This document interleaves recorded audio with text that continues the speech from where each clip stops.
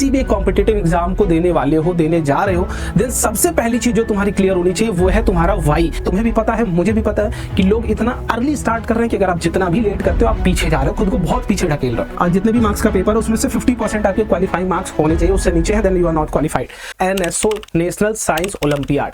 देखो ओलंपियाड एक ऐसा टर्म है, पहले तो बहुत गलत माइंडसेट सबके दिमाग में होता है इसके बारे में कि भैया ओलंपियाड उन्हीं बच्चों के लिए जो अपने आप को बहुत ज्यादा एक्स्ट्राऑर्डिनरी मानते हैं या फिर एक्स्ट्राऑर्डिनरी होते हैं।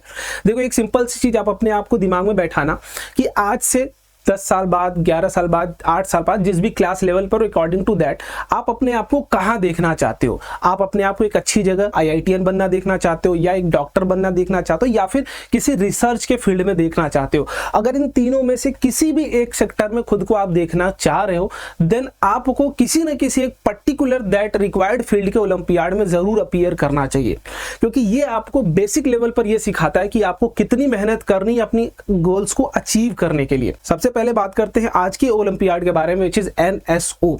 ये एक साइंस ओलंपियाड है जो क्लास 1 से लेके क्लास 12 तक का बच्चा इसको अपीयर कर सकता है। तो आप जिस भी क्लास में हो you are eligible to appear this exam.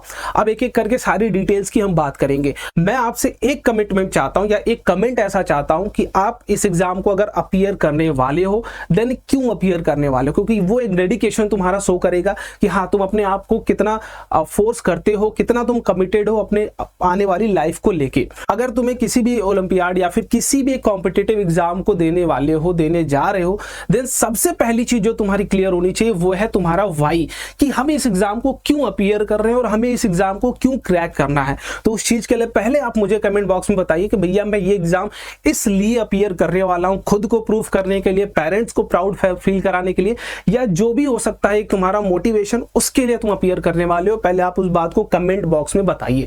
देखो मैं एक सिंपल सी बात बताता हूं, अगर आप इन तीन में से किसी भी एक सेक्टर में अपने आप को आने वाले 10 साल में देखना चाहते हो भैया कि मैं एक अच्छे IIT कॉलेज से इंजीनियरिंग कर रहा हूं, या फिर मैं कहीं एक अच्छे मेडिकल कॉलेज से डॉक्टर बन चुका हूं अच्छे तरीके से और लोगों की सेवा कर रहा हूं, या फिर जो भी हो सकता है।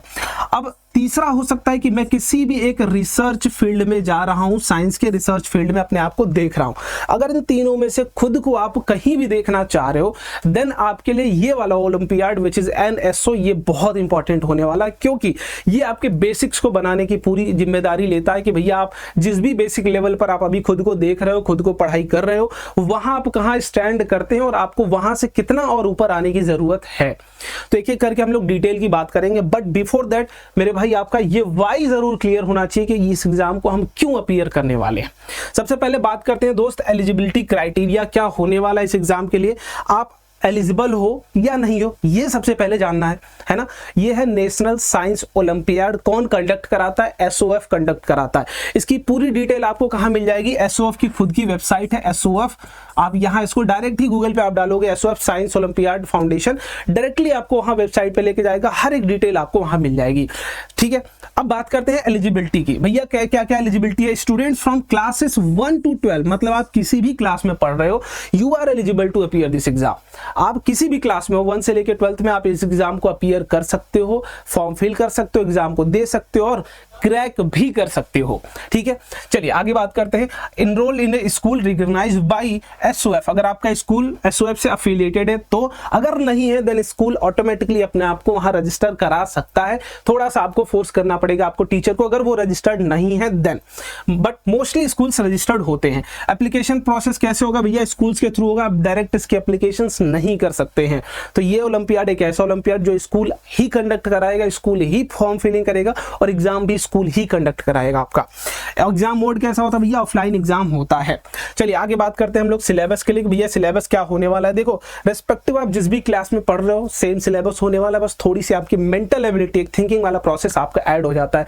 जैसे ब्लड रिलेशन हो गया, कोडिंग डिकोडिंग हो गई, ठीक है, इस तरीके की चीजें आपकी आ जाती है। जैसे आपने सुना होगा जरूर कि reasoning type ability, reasoning questions आपने जरूर सुना होगा, उस तरीके के कुछ क्वेश्चन जरूर डाले जाते हैं आपके मेंटल एप्टीट्यूड को चेक करने के लिए।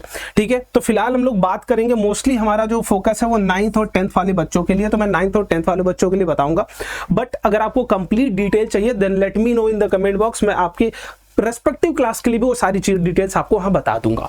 ठीक है, फिलहाल हम लोग बात करते हैं क्लास 9 के लिए भैया सेक्शन 1 आपका 3 सेक्शन होंगे आपके पेपर में। सेक्शन 1 होगा लॉजिकल रीजनिंग, जिसमें verbal and non verbal reasoning आपको बताई जाएगी, और ये पूरी की पूरी आपको मैं बताने वाला हूं कहां से चीजें तैयारी करनी है, कहां से कंप्लीट सिलेबस। अब देखो ये तो नहीं हो सकता ना कि भैया जो सिलेबस आपने पीछे दिया है क्या मैं स्कूल लेवल की प्रिपरेशन करके जाऊं और इस एग्जाम को क्रैक कर लूं, बिल्कुल नहीं दोस्त। अगर आपने सपना एक बड़ा देखा है कि भैया मुझे कुछ अलग हटके अचीव करना है, ठीक है, देन आपको मेहनत भी हटके करनी पड़ेगी। ये अगर आप सोचेंगे कि एक ऑर्डिनरी मेहनत से मैं एक अच्छा सा गोल अचीव कर सकता हूं, देन ये तो पॉसिबल है ही नहीं, है ना। तो आपको उसके अकॉर्डिंग खुद को प्रिपेयर करना पड़ेगा, अपने आप को फोर्स करना पड़ेगा, अपने लिमिटेशंस के बाहर आना पड़ेगा। ये खुद से तुम्हें प्रॉमिस करना पड़ेगा। कमेंट बॉक्स में बताइए कि आप खुद से प्रॉमिस कर रहे हैं कि भैया मैं अपने कंफर्ट जोन के बाहर आके इस एग्जाम की प्रिपरेशन करूंगा और इस एग्जाम को क्रैक भी करूंगा। देखो सबसे पहले अगर बात करें अगले सेक्शन 2 के लिए, सेक्शन 2 में कौन सा भैया, साइंस ओलंपियाड है तो साइंस ही होगा। साइंस में क्लास 9 में जितने चैप्टर आप देख रहे होगे, बायो के हो गए या फिर यहाँ पर फिजिक्स के हो गए, केमिस्ट्री के हो गए, तीनों आपके यहाँ पे दिख रहे होंगे, उससे बाहर नहीं दिख रहा होगा।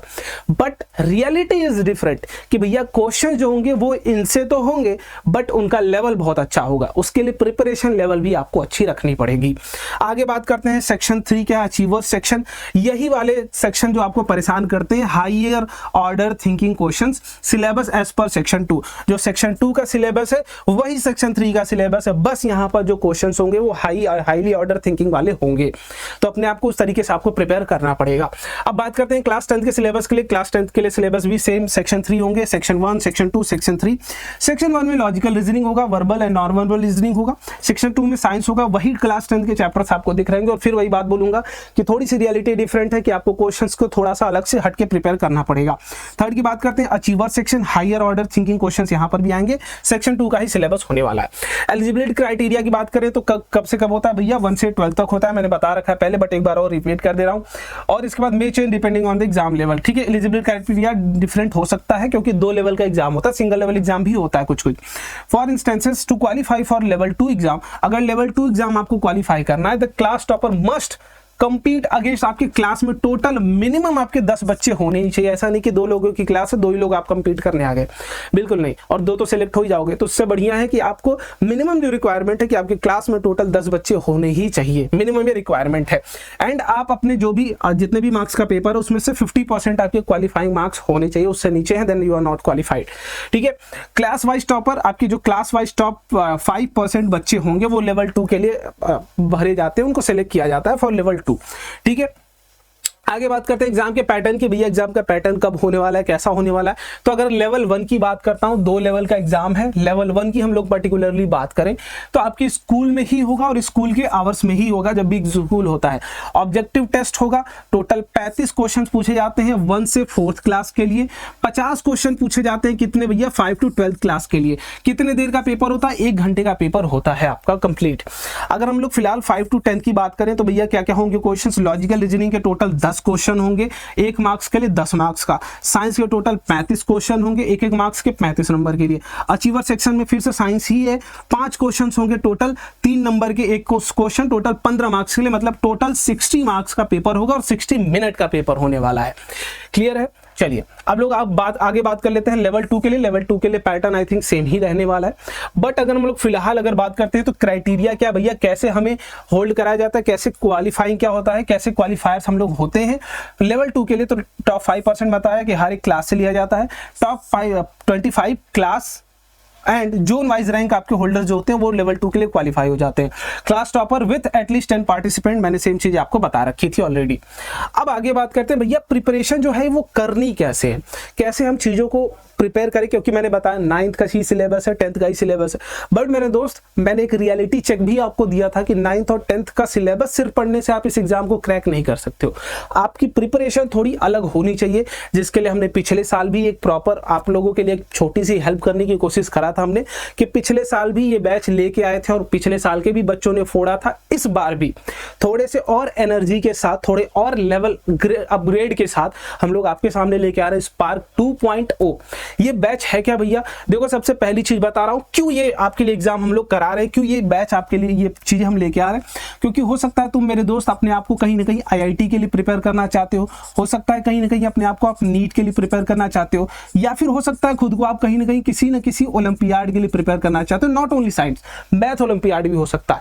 इन तीनों एग्जाम को ध्यान में रखते हुए इस बैच को हमने बनाया है, जिसमें कंप्लीट आपकी थ्योरी ही हम कंप्लीट करने वाले। सबसे पहले कंप्लीट आपको थ्योरी मिलने वाली है, ठीक। उसके बाद कंप्लीट आपकी हम लोग प्रैक्टिस कराने वाले हैं, जिसमें प्रैक्टिस शीट भी आपको मिलने वाली है। क्वेश्चंस लाइव क्लासेस तो होंगी, साथ ही साथ आपकी कंप्लीट प्रैक्टिस शीट भी आपको ओलंपियाड लेवल तक के क्वेश्चंस मिल रहे होंगे।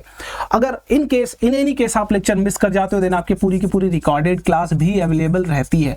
तो भैया ये चीजें कहां से हम अवेल कर सकते हैं, कैसे पा सकते हैं? तो उसके लिए हमारा एक प्यारा सा ऐप है भैया। कौन सा ऐप है? Rankers foundation app. इसको जाके फटाफट से मेरे दोस्त सर्च कर लो, ठीक है। चीजें इसमें आपको बहुत ही प्यारे तरीके से हम ही 3 लोग यहाँ जो दिख रहे हैं, यही 3 लोग आपको पढ़ा रहे होंगे।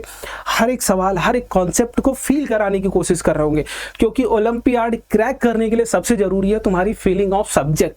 अगर वो चीज तुम्हारे अंदर नहीं है, देन आप क्वेश्चंस पढ़ते रह जाओगे, फॉर्मूला रटते रह जाओगे, नए क्वेश्चंस को कभी भी सॉल्व करने के लायक तुम नहीं रहोगे, ठीक है। तो वो सारी चीजें यहाँ हम लोग कोशिश करेंगे कि आपको फील ऑफ सब्जेक्ट एटलीस्ट दिलाते, ताकि क्वेश्चन, नए क्वेश्चंस को अटेम्प्ट करने में तुम बहुत अच्छे तरीके से एबल रहो, ठीक है। तो ये चीजें आपको मैंने बताया। मिलेगा कहाँ? रैंकर्स फाउंडेशन का ऐप है, वहां पे आप जाके इसको ज्वाइन कर सकते हो। भैया बैच के कुछ रिजल्ट्स भी दिखा देते तो बढ़िया रहता। मेरे पीछे आप देख सकते हो, ओलंपियाड वगैरह का फॉर्म तो अभी फिलहाल नहीं दिया था कुछ बच्चों ने, बट जो बोर्ड के एक्सेलेंस मार्क्स हैं वो आपको दिखा रहे हैं कि उनकी understanding of knowledge in particular subjects कितनी थी। तो यहाँ मेरे पीछे रिजल्ट भी देख सकते हो अच्छे तरीके से। अब देखो, अगर मैं बैच की बात करूं कि भैया बैच कब ये लॉन्च होगा, कब ये चीजें होंगी, तो देखो टोटल 3 बैच हम हर एक साल लाते हैं। मतलब बहुत सारे अच्छे बच्चे होंगे जिनको ये वीडियो बहुत लेट मिल रही होगी, उनको भी टेंशन लेने की जरूरत नहीं। हम 3 तरीके के बैच लाते हैं। सबसे पहला जो बैच आपका वो 15 अप्रैल से शुरू होगा, फर्स्ट बैच, ठीक है। इन केस अगर आप मिस कर चुके हो, लेट हो चुके हो, देन आपके लिए सेकंड अपॉर्चुनिटी आती है 15 मई से आपकी सेकंड अपॉर्चुनिटी आती है, सेकंड बैच। अगर आप सेकंड भी मिस कर चुके हो, देन आपके लिए हम लोग थर्ड बैच लेके आते हैं, विच इज 15 जून से स्टार्ट होती है। अब इसके बाद अगर आप मिस करते हो, देन मेरे भाई वो चांसेस आपको नहीं मिलने वाले। ये टोटल 3 चांसेस हम आपको प्रोवाइड कर रहे हैं। कंप्लीट डिटेल आपको इसी चैनल पर मिल जाएगी। कंप्लीट डिटेल कि भैया ये बैच क्या क्या होल्ड करता है, लाइव क्लासेस है इसमें, रिकॉर्डेड है, सब कुछ रिकॉर्डेड ही मिलने वाला है, कुछ लाइव नहीं होने वाला है। कंप्लीट चीजें आपको मैंने बता रखी है। अब कहां से और भी कुछ आपको रिजल्ट यहाँ दिखा दे रहा हूं मैं, कुछ यहाँ रिजल्ट्स आप देख सकते हो मैथ्स के लिए पर्टिकुलरली, ठीक है। चलिए अब आगे इसको थोड़ा सा हम लोग कंटिन्यू करते हैं। एग्जाम की डेट कब होती है? लेवल 1 की बात करें, लेवल 1 टोटल 3 बार कंडक्ट कराया जाता है, अक्टूबर में, नवंबर में और दिसंबर में हर साल। लेवल 2 की बात करते हैं, जो क्वालिफाई कर जाता है लेवल 1 वही लेवल 2 को अपीयर कर सकता है। फरवरी के आसपास, फरवरी या जनवरी के आसपास डेट, जनवरी में डेट अनाउंस कर दी जाती है, फरवरी में ही आपके एग्जाम लेवल 2 के भी कंडक्ट हो जाते हैं कंप्लीटली। अब आगे बात करते हैं भैया रिवॉर्ड्स क्या क्या मिलने वाले हैं, क्योंकि एट द एंड मोटिवेशन पता होना चाहिए ना कि अगर हम इस एग्जाम की तैयारी कर रहे हैं तो हमको क्या मिलने वाला है। देखो 2 लेवल पे आपके रिवॉर्ड्स मिलते हैं, एक इंटरनेशनल लेवल पर मिलता है, एक जोनल लेवल पर या फिर क्लास वाइज मिलता है आपको। इंटरनेशनल लेवल की बात करें भैया, अगर top 3 international rank holders will receive cash award, medals and certificates, while zonal and school level winners will also be recognised. International level की बात करें सर 50,000 पहले वाले के लिए, सेकंड वाले के लिए 25,000, थर्ड वाले के लिए सर 10,000। ये टोटल 3 मेडल भी आपको मिलते हैं, गोल्ड, सिल्वर एंड ब्रॉन्ज। अगर जोनल लेवल की बात करें तो फर्स्ट वालों के लिए 5,000 रखा गया है, सेकंड वालों के लिए 2,500 रखा गया, थर्ड वाले के लिए 1,000 रखा गया और 4th to 10th के लिए आपके फिर गिफ्ट वाउचर आते रहते हैं, सर्टिफिकेट्स वगैरह आने लगते हैं। तो इतनी चीजें आपको मिलने वाली है और ये कंप्लीट आपको बहुत अच्छा एक ओलंपियाड है। एट द एंड एक बात में अगर कंक्लूड करूं मैं, तो अगर दोस्त ये दिमाग में अपने बैठा लेना, जितना जल्दी तुम्हें स्टार्ट करोगे उतना ज्यादा तुम्हें टाइम मिलेगा अपने गोल को अचीव करने के लिए, उतना ज्यादा प्रिपरेशन तुम कर सकते हो अपने गोल को अचीव करने के लिए। और कहीं ना कहीं तुम्हें आज नहीं तो कल ये काम करना ही पड़ेगा, खुद को प्रिपेयर करना ही पड़ेगा किसी न किसी एक पर्टिकुलर कॉम्पिटिटिव एग्जाम के लिए। क्योंकि तुम्हें भी पता है, मुझे भी पता है कि लोग इतना अर्ली स्टार्ट कर रहे हैं कि अगर आप जितना भी लेट करते हो आप पीछे जा रहे हो, खुद को बहुत पीछे ढकेल रहे हो। तो एक अर्ली स्टार्ट लो, अर्ली अपने गोल तक पहुंचो और उस एग्जाम को क्रैक करो, अपने गोल को अचीव करो। बस आप कमेंट बॉक्स में बताइएगा आपको और किसी एग्जाम के बारे में डिटेल्स चाहिए। बाकी मैं अपनी तरफ से पूरी कोशिश कर रहा हूं कि हर एक सेगमेंट को कवर करूं, तुम्हारी एक अच्छे लेवल की प्रिपरेशन मैं करा के रहूं। बाकी मिलते हैं अगले वीडियो में, बाय बाय, जय हिंद।